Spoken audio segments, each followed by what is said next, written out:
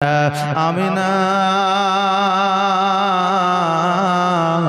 আমার নবীজিকে বলতেছে বেটারে ওই দেখো মাকামে আবুয়া দেখা যায় যে জায়গায় তোমার আব্বা আরাম করতেছে, যে জায়গায় তোমার আব্বা বিশ্রাম নিতেছে ওই জায়গায় পৌঁছে গেছি। এবার কিছু দূর যাওয়ার পরে আপনার উটটাকে মাকামে আব্বার কাছে দাঁড়িয়ে দিলে আমার আমিনা ওই উটের উপর থেকে যেমনই নামতে যাবে কোথা থেকে যেন জ্বর উঠে চলে আসলো, আর জ্বরে জর্জরিত হইয়া আমিনা যেন আপনার কাঁপতে লাগলো। জোরে বলেন সুবহানাল্লাহ। আমিনা যেন চলতে পারে না, আমিনা যেন কষ্ট সহ্য করতে পারে না, জ্বর হইলে বাবা কিছুই ভালো লাগে না। আমিনা যেন আপনার খুবই কষ্ট করে কয়েক ধাপ আগানোর পরে আমার নবীজিকে বলতেছে বেটারে আমি তোমার আব্বার কবরের কাছে যাইতে পারবো না, এই জায়গায় আমি একটু আরাম করছি, তুমি ততক্ষণ তোমার আব্বা জানে কবরটা জিয়ারত করে আসো। আমার নবীজি 6 বছরের সন্তান বুঝতে পেরেছে। আমার নবীজি বলে মা গো আজকে তোমার কি কোনো রকমের কষ্ট হয়, আজকে তোমার কি কোনো রকমের ব্যথা বেদনা হয়? আমিনা বলতেছে আজকে আমার কোনো রকমের কোনো কষ্ট হয় না রে বাবা। আমিনা জানতে পেরেছে, বুঝতে পেরেছে আমি যদি বলি আমার বড় কষ্ট হয় আমার মোহাম্মদ কষ্ট পেয়ে যাবে, আর আমার মোহাম্মদ যদি কষ্ট পেয়ে যায় আমি না সহ্য করতে পারবো না। আমার নবীজি 2 চোখের পানি ছেড়ে দিয়ে বলে মা গো আজকে আমার আব্বা 2 মাসের সন্তান 6 মাসের সন্তান তোমার গর্ভে রাখি আমার আব্বা বিদায় অন্ধকার কবরে চলে গেছে। ওগো মা আজকে তুমিও আমাকে ফাঁকি দিয়ে যেন চলে যেও না। মা গো আজকে তুমি যদি আমাকে ফাঁকি দিয়ে চলে যাও আমি নবী বড় একা হয়ে যাব মা, আজকে আমি বড় ইতিম হয়ে যাব মা, আজকে আমাকে দেখার মতো কেউ থাকবে না, আমাকে গোসল বানিয়ে দেওয়ার মতো কেউ থাকবে না, আমাকে খাবার খাইয়ে দিবে এরকম কেউ থাকবে না। মা গো খাবারের জন্য মানুষের দ্বারে দ্বারে ঘুরবো, ওগো মা আজকে আমাকে তুমিও ফাঁকি দিয়ে যাও না, কারণ তুমি ফাঁকি দিয়ে গেলে মা আমি নবী সহ্য করতে পারবো না। আমি না বলে বেটা শোনো আজকে আমি বলছি আমি যাব না রে বেটা, যাও যাও তুমি জলদি করে তোমার আব্বার কবরটা জিয়ারত করে এসো। নবী আমার বলল মা গো আবার হয়তো পরে আসবো, চলো বাড়িতে যাই। মা তোমার শরীরটা অসুস্থ মা আমি বুঝতে পারছি, আজকে বাড়িতে গেলে হয়তো তোমার শরীরটা সুস্থ হয়ে যাবে। আমি না বলতেছে বেটা মোহাম্মদ আজকে এত কষ্ট করে তোমার আব্বার কবরটা জিয়ারত করতে এসেছ, তোমার আব্বার কবরটা জিয়ারত করে না, তারপরে আমরা সন্তান এবং মা আমরা বাড়িতে ফিরে যাব। নবী আমার বলে মা তোমার যদি কষ্ট হয় বলো তোমাকে লইয়া তাড়াতাড়ি করে মক্কায় নিয়ে যাব। আমি না বলল না বেটা আমার কোনো রকমের কষ্ট হয় না, ও মোহাম্মদ আর দেরি করিও না, দেরি করিও না, জলদি করে যাও, আর যাওয়ার পরে তোমার আব্বা জানে খবরটা জিয়ারত করে এসো। আমার নবীজি মায়ের কত ফেলতে পারে না, আর আমার নবীজি আব্বা জানে কবর জিয়ারত ছাড়তে পারে না। নবী আমার চট করে দাঁড়িয়ে গেছে, একবার আব্বা জানের কবরের দিকে আগায়, আরো একবার দাঁড়িয়ে গিয়ে মায়ের দিকে তাকায়। নবী আমার আব্বা জানের কবরের দিকে তাকায়, এইদিকে মায়ের দিকে দাঁড়িয়ে গিয়ে তাকায়। আমার নবীর বড় ভয় হয় আজকে মা হয়তো আমাকে ফাঁকি দিয়ে চলে যাবে।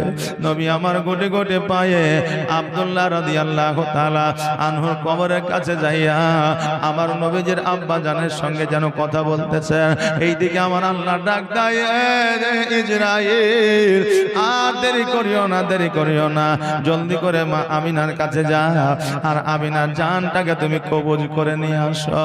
ইসরাইল বলে আল্লাহ আজকে 6 মাসের সন্তান আমার নবীজির আব্বা জানের জানটা কবজ করেছে, আজকে 6 বছরের সন্তান আমার নবীজির মায়ের জানটা কবজ করব। ওই আল্লাহ আজকে জানটা কবজ করতে যেন মায়া লাগতেছে। আজকে যখন নবী আমার আব্বা পারা মাহারা হয়ে যাবে, নবী আমার পথে পথে ঘুরবে। আল্লাহ গো, আমার নবী বড় ইতিম হয়ে যাবে। আমার আল্লাহ বলে, ইসরাইল, আমি আল্লাহ, আমি যেটা জানি তুমি সেটা জানো না, অতএব আর দেরি করিও না, দেরি করিও না। তোমার যেটা কাজ সে কাজটা তুমি পালন করো। হযরতে ইসরাইল আলাইহিস সালাম জগতের মধ্যে আসলেন।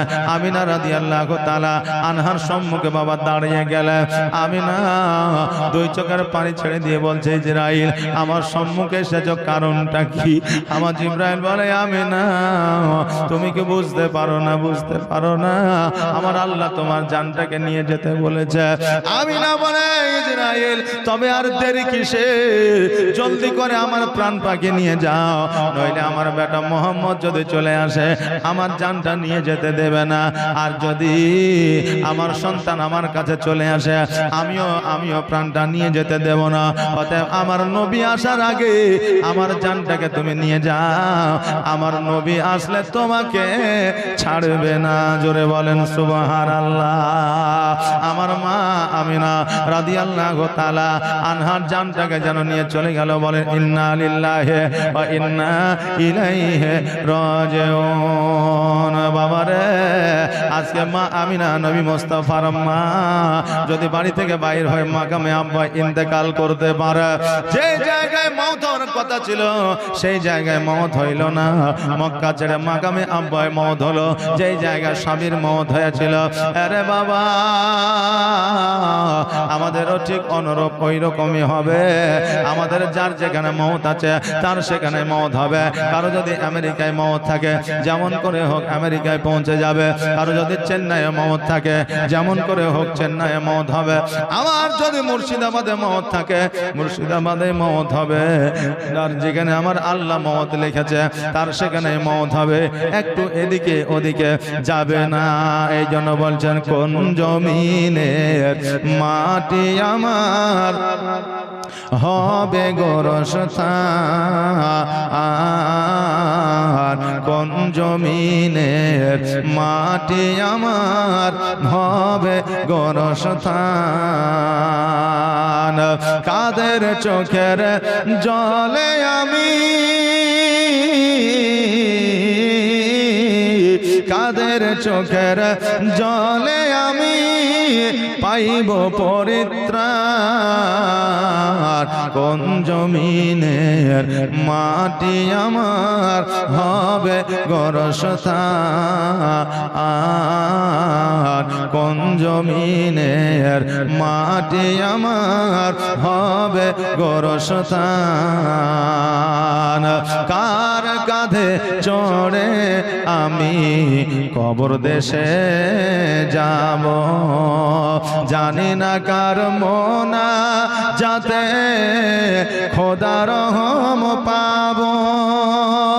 কার কাঁধে চড়ে আমি কবর দেশে যাব, জানি না কার মোনা যাতে খোদা রহম পাব। কার কারণে করবে ক্ষমা,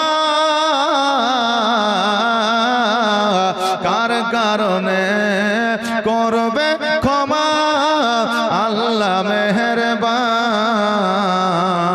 কোন জমিনের মাটি আমার হবে গোরস্থান,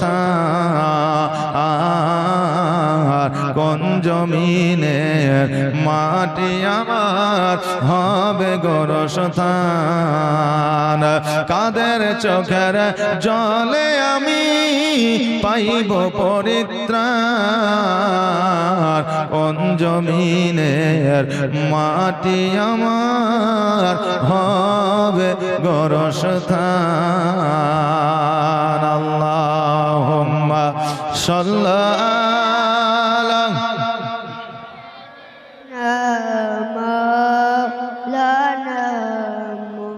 ওয়ালা আলে সাইয়্যিদিনা মাওলানা মুহাম্মদ। এ বাবাজি ভাইরা, আমার নবী পাক পাক সাল্লাল্লাহু তাআলা আলাইহি ওয়াসাল্লাম আব্বা জানের কবর জিয়ারতটা সমাপ্ত করলেন। আরে বাবা, আজকে আমরা যখন কবর জিয়ারত করতে যাই, কিছু বাতিল ফেরকার মানুষ আছে যারা বলে কবর জিয়ারত করা যাবে না, বলে কি বলে না, কবর জিয়ারত করা যাবে না। এরে ইহুদির দলের লোকেরা, এরে বাতিল ফেরকার মানুষেরা, আমার নবী যদি নিজের আব্বা জানের কবর দর্শন করতে পারে, না নিজের আব্বা জানের কবর জিয়ারত যদি করতে পারে, আমরা নবীর উম্মাত উম্মতি হইয়া কেন করতে পারি না? নবীজির ও আপনার আব্বা জানের কবর জিয়ারত করেছে। জিয়ারত শব্দের অর্থ হলো দর্শন করা। আজকে নবী যদি দর্শন করতে পারে, আমরা কেন দর্শন করতে পারি না? এ বাবা, আমার নবী যে কবর জিয়ারতের শেষে মায়ের কাছে আসিয়া দেখতে যেন মা চোখ দুটো বন্ধ করে যেন বাবা আরাম করতে চায়। আমার নবীজি বসে গিয়া নবীজির মায়ের মাথায় হাত দিয়া নবী আমার মা মা মা মা বলে ডাকে, কেন না মা সাড়া দেয় না? এই জন্য সাড়া দেয় না যে মা আর জগতে না। নবী আমার দুই চোখের পানি ছেড়ে দিয়ে বলে, মা গো, আজকে আমি বললাম আমাকে ফাঁকি দিয়ে যেও না, আজকে তুমি ফাঁকি দিয়ে চলে গেলে মা। আজকে আমি কার কাছে খাবারের জন্য যাব? আজকে আমি কাকে আমি গোসল করার জন্য বলবো? ও গো মা, আজকে আমি নবী আমি কার কাছে ঘুমাবো? ও গো মা, আমি বাচ্চা ছেলে, আমি খাবারের জন্য কার কাছে যাব? মা গো, কেউ আমাকে খাবার দেবে, আবার কেউ না দিতেও পারে। সারাদিন অনাহারে আমি যাব গো মা। আজকে তুমি আমাকে খাইয়ে দিতা, আজকে থেকে খাওয়ানোর আর কেউ রইল না। আজকে থেকে তুমি গোসল বানিয়ে দিতা, মা গো, আজকে থেকে গোসল বানিয়ে দেওয়ার মতো কেউ রইল না। ও গো মা, আজকে তুমি আমাকে স্নেহ মায়া মমতা দিতা, আজকে থেকে স্নেহ মায়া মমতা পাইব না। দাসী বলল, মুহাম্মদ আর কেঁদো না, কেঁদো না, তুমি এত কান্না করলে তোমার শরীরটা খারাপ হবে। নবী আমার বলে, দাসী রে, আজকে আমার মা চলে গেছে, এই মায়ের জায়গা কেউ পূরণ করতে পারবে না। ও দাসী শোনো, আমি কেমন করে আমি মক্কায় যাব? আমাকে মক্কায় কে নিয়ে যাবে? আমার দাসী বলল, শোনো গো মুহাম্মদ, তোমার মা যখন ইহ জগৎ ছেড়ে পর জগৎ গমন করেছে, আমি দাসী যতক্ষণ পর্যন্ত বেঁচে আছি, হায়াতে আছি, ততক্ষণ পর্যন্ত আমি আব্দুল মুত্তালিবের কাছে তোমাকে পৌঁছে দিব। জোরে বলেন সুবহানাল্লাহ। এ বাবাজি ভাইরা, এবার আমার দয়ার নবীজি ওই মাকামে আব্বার কিছু মানুষজনকে ডাকলেন, ডাকার পরে দাফন কাফনের ব্যবস্থা করলেন। একদিকে আব্বা জানের কবর, একদিকে মায়ের কবর। আজকে বাবাজি ভাইরা, আমার মা আমিনার শরীরে যে আপনার কাফন দেওয়া হলো, ওই একটা কাফনের দাম 700 টাকা, 800 টাকা, 900 টাকা, 1000 টাকা, 1200 টাকা পর্যন্ত আছে। আমি বলবো বাবারে, 3 জন ব্যক্তির 700 টাকা করে টাকা এই মা আমিনার কাফনের হাদিয়াটা দিবেন, পারবেন না বাবা? আমার প্রাণের দয়ার নবী, তুমি দাও না কেন দেখা? তোমায় ছেড়ে আর কত কাল রইব আমি একা গো নবী, রইব আমি একা। আর দিবানিশি কেন্দে কেন্দে হলাম পাগল পারা, আর কেউ জানে না কান্দি কেন, আমি যে কি হারা গো নবী, আমি যে কি হারা। আর শোনে আকাশ শোনো রে বাতাস, আর শোনে আকাশ শোনো রে বাতাস, হারালাম মোর নবীজিকে, এই জীবনে দেখব নাকি আর তোমার নূরের ছবি গো নবী, তোমার নূরের ছবি। জলদি করে আসে, ও মাঝি রে আমায় নিয়ে চল মদিনা, আমায় নিয়ে চল মদিনা। ও মাঝি রে আমায় নিয়ে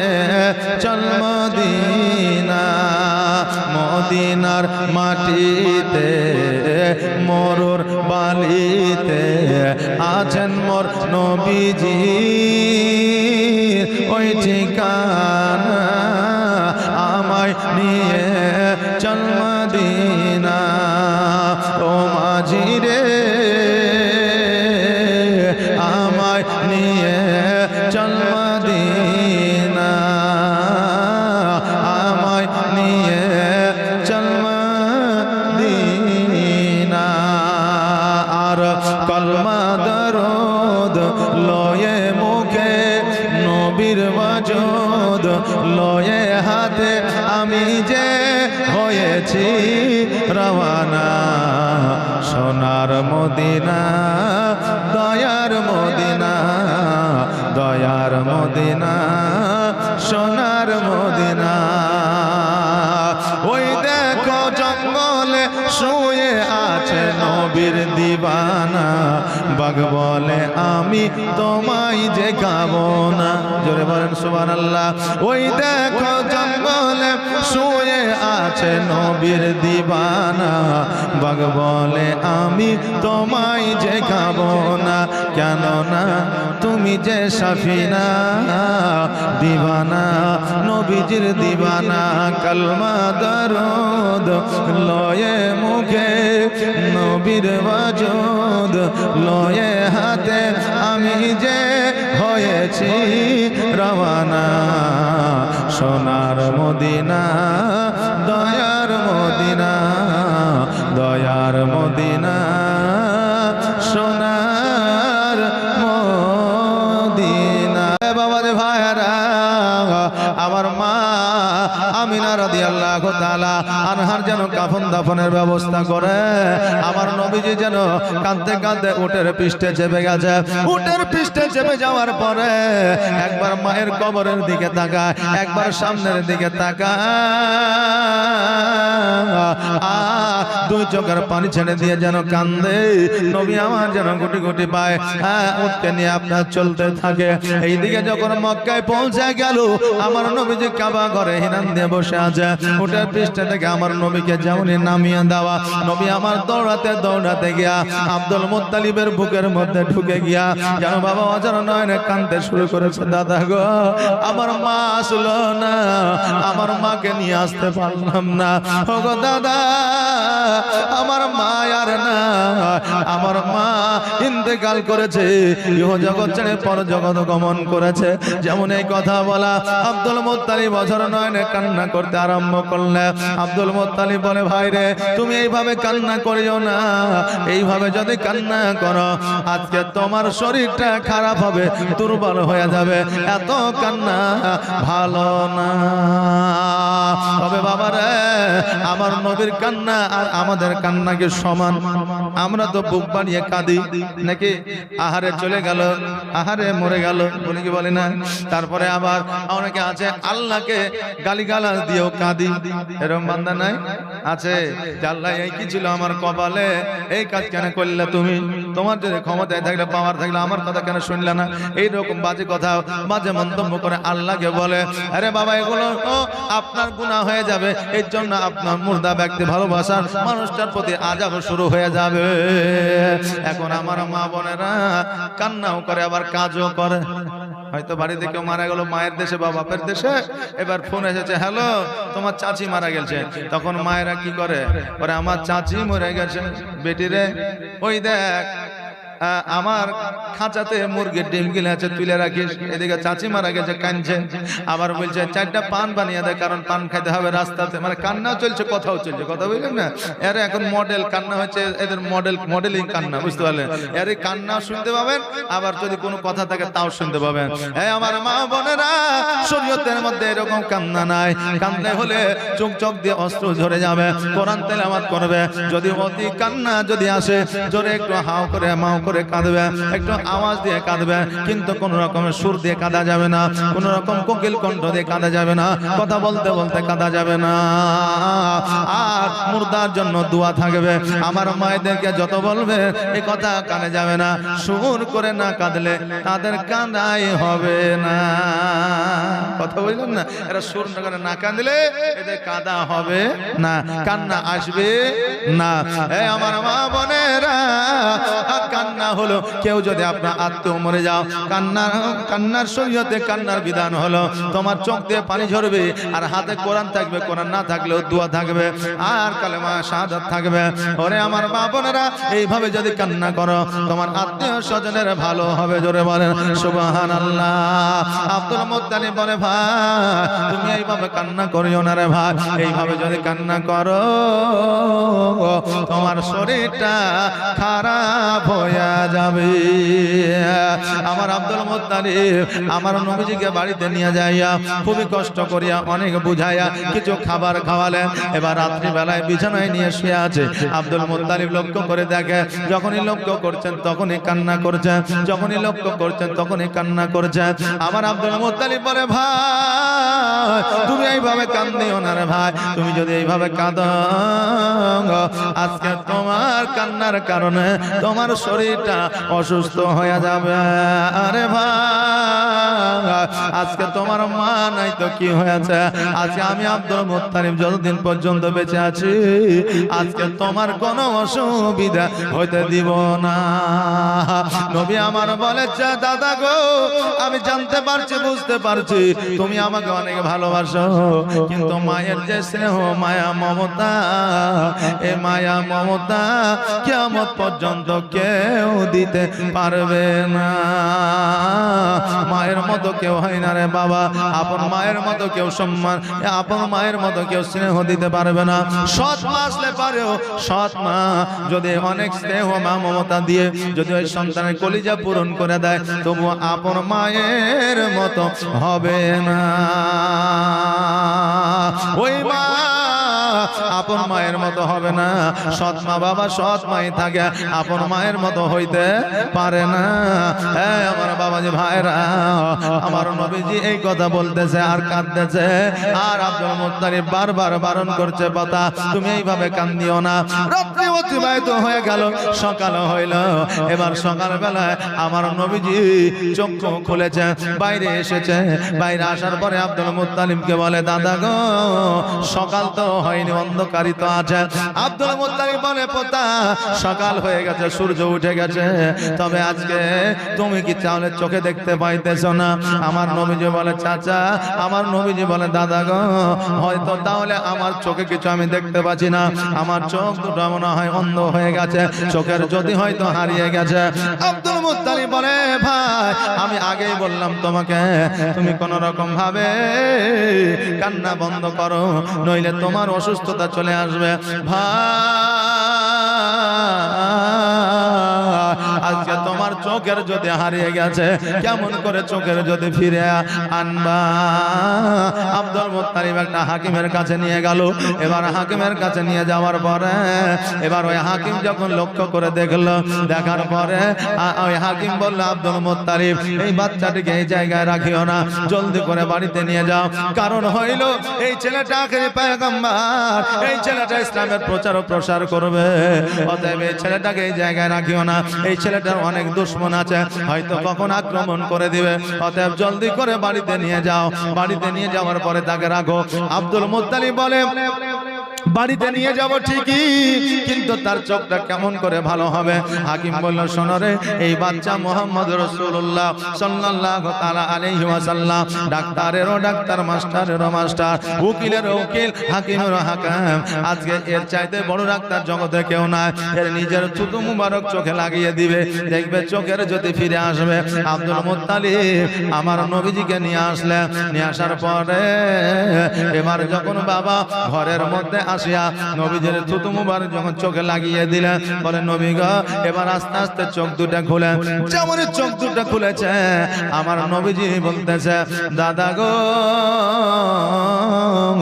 আমি আগে যেমন দেখতে পাচ্ছিলাম তার চাইতে দ্বিগুণ ভালো দেখতে পারছি। জোরে বলেন সুবহানাল্লাহ। দয়ার নবী বিনে প্রাণ বাঁচে না, একবার দেখাও না আমার। দয়ার রাসূল বিনে প্রাণ বাঁচে না, একবার দেখাও না আমার। ওরে মরো বলি তোরে দয়ার নবী কি গিয়াছে তোর উপরে। ওরে মরো বলি তোরে দয়ার নবী কি গিয়াছে তোর উপরে। মরু বলে গিয়াছে সত, মরু বলে গিয়াছে সত, কিন্তু নবীর পায়ের রেখা কেন পড়ে না। দয়া নবী বিনে প্রাণ বাঁচে না, একবার দেখাও না আমার। দয়া রাসূল বিনে প্রাণ বাঁচে না, একবার দেখাও না আমার। ওরে রাখাল শোনো তো ভাই, দয়া নবীজি আমার গিয়াছেন কোথায়। ওরে রাখাল শোনো তো ভাই, দয়া নবীজি আমার গিয়াছেন কোথায়। রাখাল বলে বুঝি না নবী, রাখাল বলে চিনি না নবী, রাখাল বলে বুঝি না নবী, রাখাল বলে চিনি না নবী। তোমরা নবী একারে দয়ার নবী বিনে প্রাণ বাঁচে না, একবার দেখাও না আমার। দয়ার রাসূল বিনে প্রাণ বাঁচে না, একবার দেখাও না আমায়। আল্লাহুম্মা সাল্লি আলা সাইয়্যিদিনা মাওলানা মুহাম্মাদ ওয়া আলা আলি সাইয়্যিদিনা মাওলানা মুহাম্মদ। ও বেরাদার আমার আর দয়ার নবী মায়ার নবী সাল্লাল্লাহু তাআলা আলাইহি ওয়াসাল্লাম চোখের যদি আবারও ফিরে পেলেন, যেই নবীর থুতু মুবারক এত পাওয়ার, সেই নবীর থুতু মুবারক নিয়ে আজকে কিছু বাতিল ফেরকার মানুষেরা কথা বলে নবী নাকি তাদের মতো ছিল, তাদের হাত ছিল, পা ছিল, তাদেরও নাকি নাক ছিল, আরো কিছু ছিল। কিন্তু বাবা যে ভাইরা, আমার নবী যে থুতু মুবারক দিয়া চোখের জ্যোতি ফিরিয়ে দিয়েছে, থুতু মুবারক দিয়া আবু বকরের সাপের বিষ পানি করে দিয়েছে। আর আজকে যারা বলে নবী আমার মতো ছিল, তার থুতু যদি ঘামাচিতে দিয়া দেওয়া হয়, ভালো হওয়া তো দূরের কথা, তার জীবাণুতে আক্রান্ত হইয়া ওই জায়গায় ক্যান্সার হইয়া যাবে। আবার ওই বলে নবী আমার মতো ছিল, নাউজুবিল্লাহ। ওকে বলতে একটু লজ্জাও লাগে না। নবী আমার এক জায়গা জড় বস্তুকে অপর জায়গায় নিয়ে গেছে, চন্দ্রকে দুখণ্ডিত করেছে, পাথরকে কথা বলিয়েছে। নবী আমার জাবিরের বাড়িতে আপনার কিছু জবের আটা আর একটা বকরির আপনার গোস্ত সকল সাহাবীকে খাইয়েছে। পুনরায় আবার অতটাই আটা ছিল আর একটা বকরি আবার তৈরি করে দিয়েছে। জোরে বলেন সুবহানাল্লাহ। শুধু এটাই নয় যে জাবিরের বাড়িতে দুইটা সন্তানকে আপনার জবাই করে দিয়েছিল, ওই জাবিরের দুইটা সন্তানকেও আপনার জিন্দা করে দিয়েছিল। জোরে বলেন সুবহানাল্লাহ। আপনি বলবেন হুজুর গো, জাবিরের দুইটা সন্তান কেমন করে জবাই হইল? হযরতে জাবির রাদিয়াল্লাহু তাআলা আনহু খন্দকের যুদ্ধে ছিলেন। খন্দকের যুদ্ধ আমার রাসূল করেছেন, এটা শুনেছেন। খন্দকের যুদ্ধে ছিলেন। এবার আমার নবীজি কে যখন লক্ষ্য করলেন, আমার নবীজির পেটে একটা নয়, দুইটা নয়, 7টা পাথর বাঁধা ছিল। জোরে বলেন সুবহানাল্লাহ।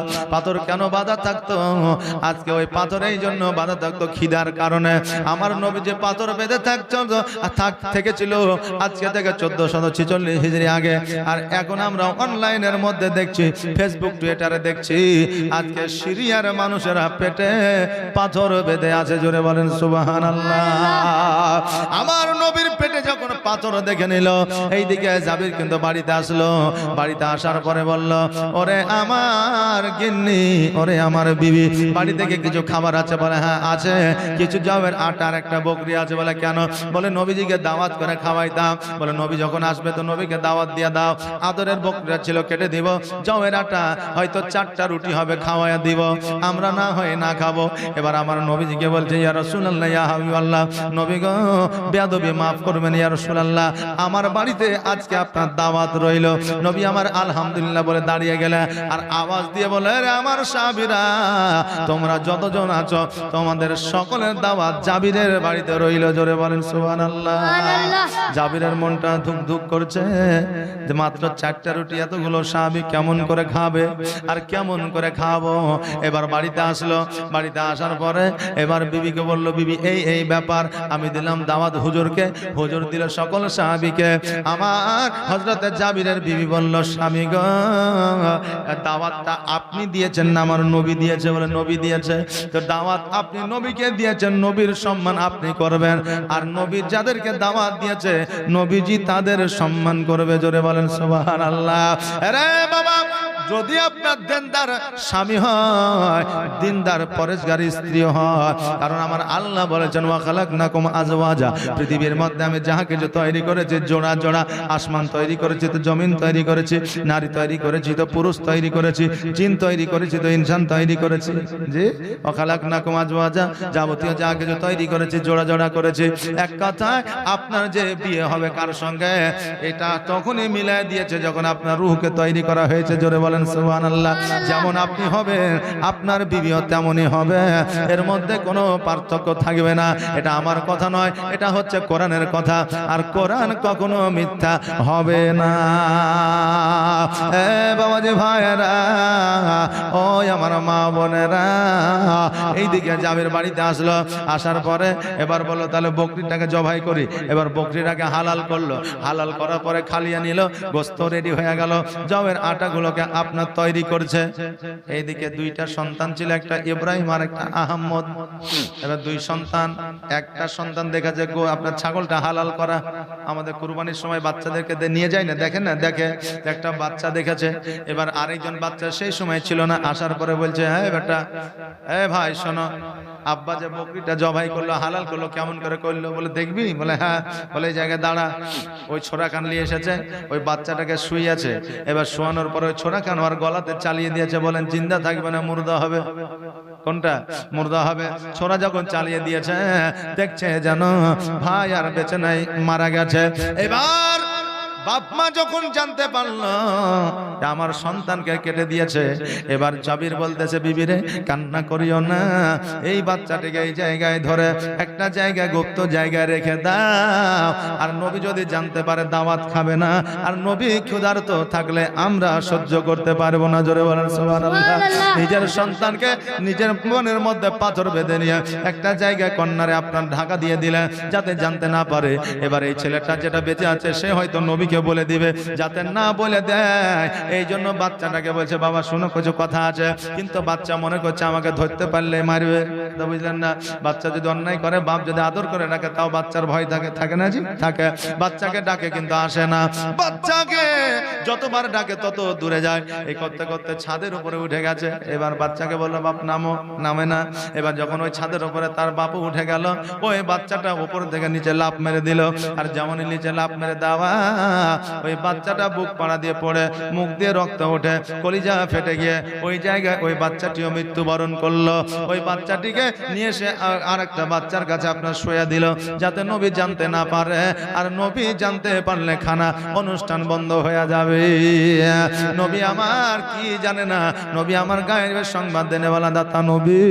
এবার বাবাজি ভাইরা, নবী আমার সব জেনে গিয়েছে। বাড়িতে আসলো, আসার পরে বললো, যাবি আজকে এই গোনার আটা আপনারা বলে হ্যাঁ, আর এইগুলা গোস্ত বলে হ্যাঁ, বলে আরো লোকজন ডাকো। কিসের জন্য? বলে রুটি তৈয়ারের জন্য, গোস্ত রান্না করার জন্য। বলছে হুজুর এই সামান্য গোস্ত, এই সামান্য রুটি আর লোক কি হবে? বলছে আমি বলছি ডাকো। আর আমার নবীজির থুতু মোবারক লাগিয়ে দিলেন, আর আপনার একটা চাদর দিয়ে ঢেকে দিলেন। বলে এক কর থেকে বার করবা আর রুটি তৈরি করবা, এক কর থেকে বার করবা আর গোস্ত সকলকে দিবা, দেখবা শেষ হবে না। সকল সাহাবীকে দিয়েছে, শেষ হয় না। এবার আমার নবীজি খেতে বসেছে। এবার নবীজি খেতে বসার পরে বলছে জাবির, আমি শুনেছি তোমার দুইটা পুত্র সন্তান আছে, ওই সন্তান দুটাকে তুমি নিয়ে এসো। জাবির বলছে হুজুর আপনি খেলেন, আমার সন্তান না জানি কোন দিকে আছে, তারা বাচ্চা ছেলে খেলাধুলা হয়তো ব্যস্ত আছে। আমার নবী বলল জাবির রে, আজকে ওই বাচ্চা দুটো যতক্ষণ না আসবে ততক্ষণ পর্যন্ত আমি খাবার খাবো না। এবার বাবা এত সুন্দর করে বুঝাইতে চাইছেন আমার নবীকে, কিন্তু বুঝে না।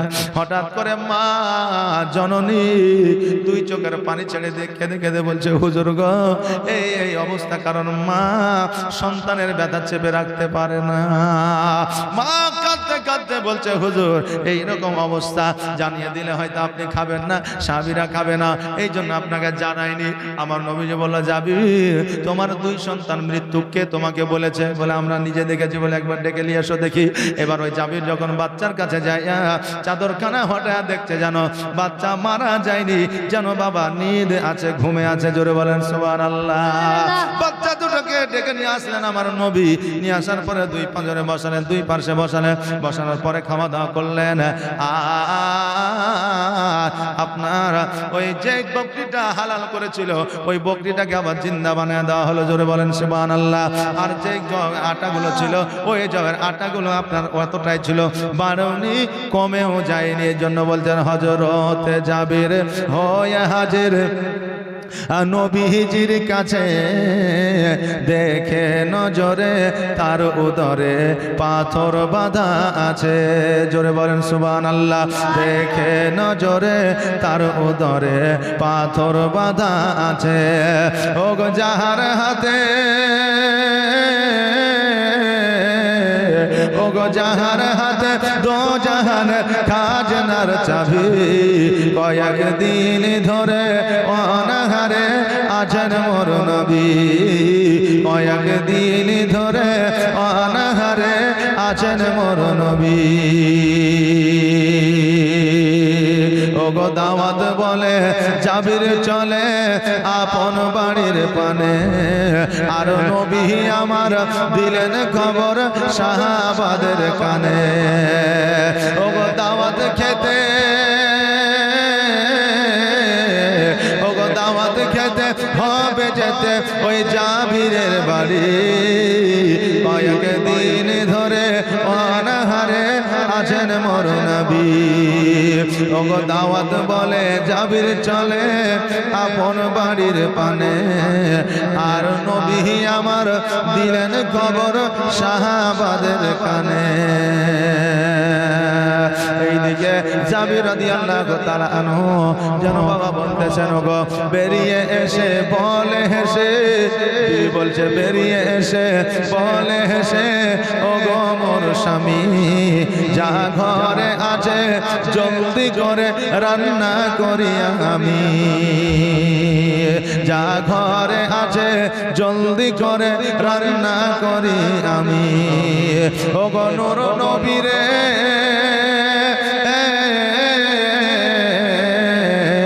ও গো নূর নবীরে আন ঘরে আর অল্প সাহাবী, কয়েক দিন ধরে অনাহারে আছেন মোর নবী। হযরত জাবির হয়ে হাজির নবীজির কাছে, দেখে নজরে তার উদরে পাথর বাঁধা আছে। ও গো যাহার হাতে, ও গো যাহার হাতে দো জাহানের খাজনার চাবি, কয়েক দিন ধরে অনাহারে আছেন মোর নবী। যেই নবী নবী জাবিরের বাড়িতে খাবার এত বরকত দিয়েছে, কেউ যদি বলে নবী আমার মতো ছিল, সেটা মানা যাবে? যাবে? তার দ্বারা তো কিছুই হয় না, তার দ্বারা তার মাই সন্তুষ্টিত না, তার দ্বারা তার ভাই সন্তুষ্টিত না, তার দ্বারা তার স্ত্রী সন্তুষ্টিত না, আর ও বলেন নবী আমার মতো ছিল। আজকে লক্ষ লক্ষ কোটি কোটি মানুষ, আজকে সারা জাহানের মানুষ আমার নবীজিকে অনুসরণ করে চলে। শুধু আজকে আমরা মুসলমানই নয়, প্রত্যেকটা ধর্মের মানুষ আমার নবীকে ফলো করে। আজকে আমেরিকায় যে আইন চালু আছে, আজকে কুয়েতে যে আইন চালু আছে, আজকে বাংলাদেশে যে আইন চালু আছে, আজকে ভারতে যে আইন চালু আছে, আজকে পাকিস্তানে যে আইন চালু আছে, এই সমস্ত আইনগুলা হচ্ছে আমার শরীয়তের আইন। জোরে বলেন সুবহানাল্লাহ।